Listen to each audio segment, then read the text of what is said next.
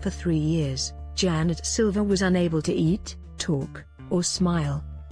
The 12-year-old girl from the Gambia had a tumor the size of a grapefruit growing on her jaw that left her unable to even close her mouth. But now Jannet is beaming after a groundbreaking U.S. surgery removed the 6-pound tumor, one of the largest New York doctors had ever seen.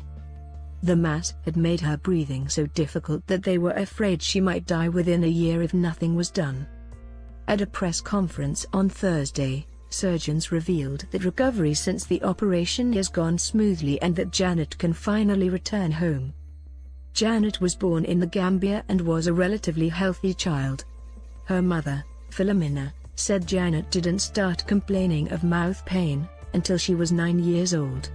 Doctors soon discovered a tumor growing on her lower jaw. According to Dr. David Hoffman, head of oral maxillofacial surgery at Staten Island University Hospital, the tumor could have been treated when she was younger and first diagnosed. She often walked with her face wrapped in a scarf and was reluctant to go to school or engage with friends. Dr. Hoffman was contacted through the non-profit group Healing the Children, after they'd been notified of her condition from one of her local doctors in the Gambia. The surgeon then contacted Alyssa Montanti, the founder of the Global Medical Relief Fund, a charity that helps children who have been injured due to war, natural disaster or illness, in September and asked for help. Montanti arranged for transportation, housing and a visa for Jannet and set her up in a home on Staten Island. Originally, Jannet was going to be treated at Staten Island University Hospital, but it wasn't until Dr. Hoffman first saw her in person that he realized the extent of her condition, she said. Between September and November, the tumor had grown. And it continued to grow right up until the day of surgery.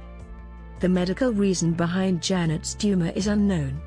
Montanti suspects it may have something to do with water, as accessible, clean drinking water is hard to come by in Jannet's home country.